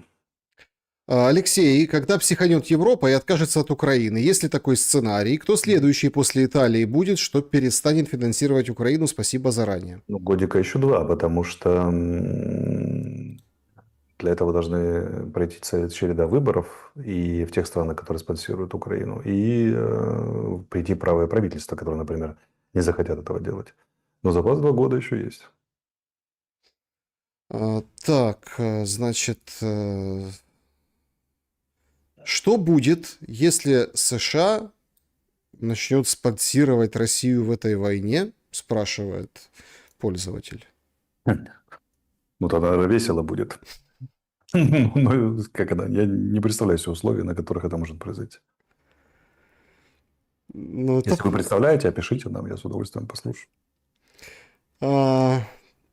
Так, Алексей, скажем, гражданство России, защиту так, как у Сноудена и лямов от 100 рублями за Зеленского желающих много будет? Это по поводу охоты тут спрашивают. Я, честно говоря, с трудом понимаю, представляю человека, который в этой ситуации будет искать гражданство России. А что оно дает?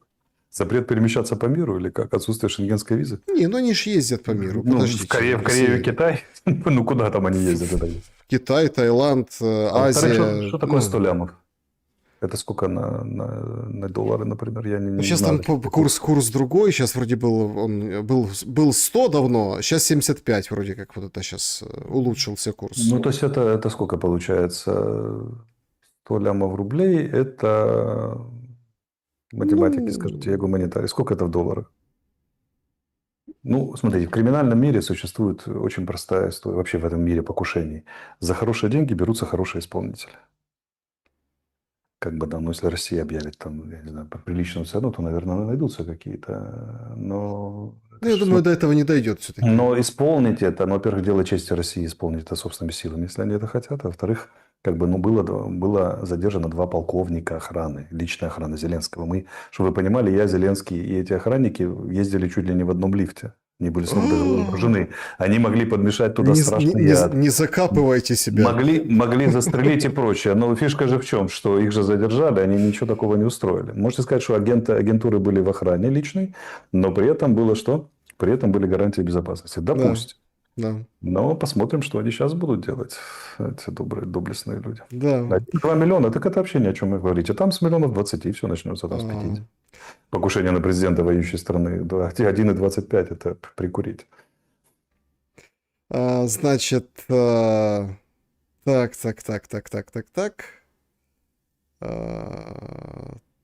Так, значит, спасибо друзьям из... Ну, опять-таки, тут такие вопросы от Сергея. Здесь нужно об этом, все-таки мы так один вопрос пробросили, да, но почему там все русское и Россию ненавидят евреи, и перечисление там кучи фамилий евреев. Это как бы комплекс из прошлого или что? Есть ли какие-то вот эти вот пункты Не знаю, все мои знакомые русскоязычные евреи обожают русский язык, культуру, мемы и так далее. Поэтому я не встречал евреев, которые ненавидят всю русскую Россию. Ну, у меня другой опыт, не на что сослаться. Ну, такой, действительно. Я с ними вообще только цитатами разговариваю там из советских фильмов, там, поэтому как бы... Кстати, запоминаю. И литературы, да, поэтому не знаю, кого вы там ненавидящих нашли. А как вы считаете, может ли вспыхнуть Казахстан, как Украина? Очень переживаю за них, читаю комментарии в соцсетях, потираю глаза, потому что я подобное видела в 2014 году в Украине, спрашивает пользователь. Зачем ему вспыхивать? В какой стати? Ну, тоже национализм. Ну, национализм, но пока России точно не до Казахстана, а кто там будет сильно вспыхивать и так далее. Поэтому Казахстан очень сильно под китайским влиянием. Чтобы Россия поперлась в Казахстан, должно быть либо совместное решение с Китаем, как было при событиях декабря 21-го, да, там было, января. 22-го? Ну, перед 22-го, да, перед войной. Но зашли и вышли. А во-вторых, либо Россия должна прямо поссориться с Китаем. Ни того, ни другого я пока лично не просматриваю. Значит, тут такой, скажем так, момент. Да, друзья, спасибо большое. Ну, там, не будем, кто счастлив, кто несчастлив, украинцы, не украинцы. Смотрите, тема охоты – это вот слишком очень натянутая история. Но мы просто будем смотреть за следующими шагами. От того, Давайте так, смотрите, заявление Медведева, да. Медведева – это еще не реализованная государственная политика. Давайте посмотрим, что будет. Да, потому что это слишком, ну, мы, конечно, там нагнетаем, но по большому, ну, в чатах я имею в виду, не здесь. Но по большому счету, смотрите, мы еще не понимаем дальнейшие шаги, и как это все будет выглядеть, и, ну, может быть, военный будет ответ какой-то, и вот эти орешники, и правда. Так, Ваш чат эфира, вопрос Арестовичу, Галина, вы лучший кандидат в президенты Украины, судя по вашим предложениям. Но где гарантия, что ваши обещания, как и обещания Зеленского, не станут блефом и обманом? Друзья мои, вы не понимаете, что в Украине действует система, в которой нет никаких гарантий. И любой кандидат в президенты спокойно может вас обмануть, и ничего ему за это не будет. И наш интерес в том, чтобы поменять эту систему. А это куда более сложная и длинная стратегическая программа для каждого гражданина, чем просто один раз проголосовать. Конечно, если вы за меня проголосуете, то вы вдруг вытянете как это, лотерейную карту, которая бывает раз в миллион лет. Но потому что я-то вас не обману, но это же тоже только слава, понимаете? Хорошо, а я проправлю, 10, оставлю вам конфету, уйду. Опять жить жизнью обывателя. Спустя даже 2 срока, представим себе невероятно, 10 лет я проправил и сделал вам не страну, а конфету. А кто вам гарантирует, что следующий все выполнит? Поэтому первое, что я буду делать, если вдруг когда-нибудь окажусь, это создавать систему подотчетности политика обществу, настоящей подотчетности, а не на словах. Потому что качество политика определяется тем, что он способен обеспечить преемственность. Если ты 10 лет был золотым бриллиантом, яхонтом, а после тебя все разрушили, то ты был плохой политик. Даже если в твои 10 лет все были абсолютно счастливы. Поэтому надо создавать очень долгий, кропотливый труд, проект по тому, чтобы гражданин реально мог контролировать власть и общество. А это непросто. Эта власть должна себя добровольно самоограничивать. Целая история. Значит, тут приходят, ну, разбирают это интервью Сырского, да, мы тоже упоминали, там частично бегло его, говорит, что будет проверка инцидента, который случился в Гуляйполе. Одна из бригад, это 102-я бригада, ТРОшники, постепенно отходила. Ну, в общем, штурмовиков перебросили, с боями занимали то, что было оставлено, говорит. В общем, у Сырского и в Покровске еще война, и в Гуляйполе война. То есть никто ничего не захватил. Но всех В будут Гуляйполе проверять. действительно война, как бы все еще продолжается. Город не полностью занят Российской Федерацией, из имеющейся у меня на данный момент информации. Ну, да, был такой эпизод, захватили штаб батальона, ну, по крайней мере, так показали, а наши признали. Мгм. Какие-то там ноутбуки, то все. Ну, бывает, паника на войне, что же делать? Значит, здравствуйте, Алексей. Пожалуйста, дайте свой прогноз, военный прогноз на 26-й год. На весь 26-й год не дам, это слишком длинная штука. Если война меняется каждые 3 месяца, то как бы сложновато. Но в ближайшее время, да, будут ожесточенные бои по всем тем же направлениям. Политическая задача никуда не девается Российской Федерации, взятие Донецкой области полностью. У них восток и север Харьковская, у них буферная зона, задача Сумская. И Запорожье, взятие Запорожья. Вот их ключевые задачи, они будут их решать, стараться. Пойдет ли Зеленский в 26-м году на Приднестровье? Но если он пойдет, он сделает крупнейшую ошибку, которую он может сделать, потому что он резко пересорится с Молдовой. Читайте Румынии, читайте с Францией, вообще со всем Евросоюзом. Это будет агрессия. Украина станет агрессором. И вопросы помощи военной после этого становятся очень сомнительными. Да, значит, так, что я нам... Люба пишет, чему я научилась у Алексея работать как роторный экскаватор и Да, управлению моим состоянием. Люблю вас. И да, да. очень много теплых и хороших, добрых слов пожеланий с Новым годом, с наступающим. Ребята, спасибо вам большое, вас тоже мы поздравляем с Новым годом. А давайте, можно сказать, дорогие друзья, где бы вы ни были, откуда бы вы нас и смотрели, на каком бы языке вы ни говорили, люди делятся не по языкам и не по политическим взглядам, а по внутреннему свету, который они в себе несут. Внутренний свет – это очень просто. Вам перестаньте желать добра, зла другим людям. Люди – живые существа, они могут обижаться, оскорбляться, всякое это может с ними происходить, заблуждаться. Но есть одна ошибка, которую не следует делать – это желать зла откровенного другим людям. И вся ваша жизнь, и вся наша жизнь определяется тем, сколько зла вы желаете другим людям. А если его не желать, то ваша естественная, добрая человеческая натура проступит сама по себе, потому что в человеке больше добра, чем зла.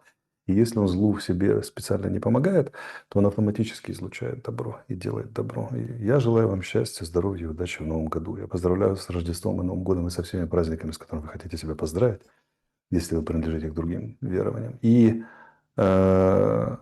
пусть в Новом году вы будете живы, здоровы, счастливы, и все, что вы задумали, доброго получается, а все, что вы задумали злого, отпускало ваше сердце. Я от себя только добавлю добра и света.